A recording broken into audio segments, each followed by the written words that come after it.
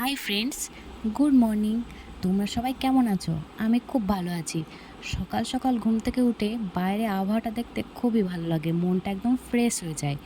তো ঘরে আবার রুমে চলে এসে দেখি মেয়ে উঠে পড়েছে, তো মেয়েকে তুলে ওকে ব্রাশ ট্রাশ করিয়ে একদম ফ্রেশ করে দিয়ে ওকে জামা টামা পরিয়ে দিয়ে ওকে খাবার খাইয়ে দিলাম।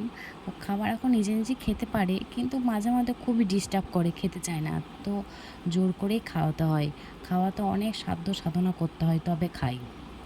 তো ও নিজে নিজেই খেয়ে নিচ্ছে, একবার জোর করতে হয়। তো ওইদিকে খাওয়ানো হয়ে যাওয়ার পরেও বিছানা পরিষ্কার করতে চলে এলাম। তো চাদর টাদর গোছ টোছ করে নিয়ে বিছানাটা একটু ঝেড়ে টেড়ে নিয়ে মেয়েকে পড়তে বসিয়ে দেবো। মেয়েকে পড়তে বসিয়ে দিলাম। এবার ও না পড়তে পারে, কিন্তু একা একা পড়তে চায় না, কিন্তু লিখে নেয়। আমি ডাক্তার টেনে দিলে ও ঠিক লিখে নেয়। দিয়ে ওর লিখে নেওয়া হয়ে গেলে আমাকে ডাকে, আমাকে দেখানোর জন্য ডাকে।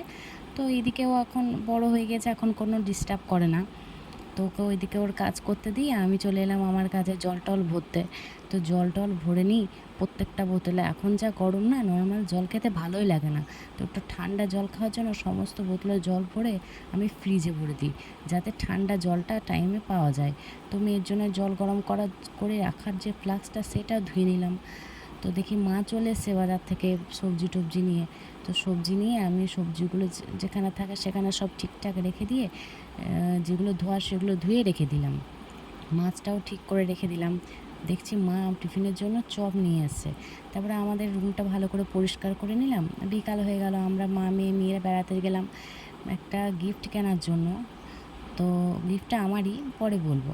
তোমাদের কেমন লাগলো ব্লগটা জানিও। বাই।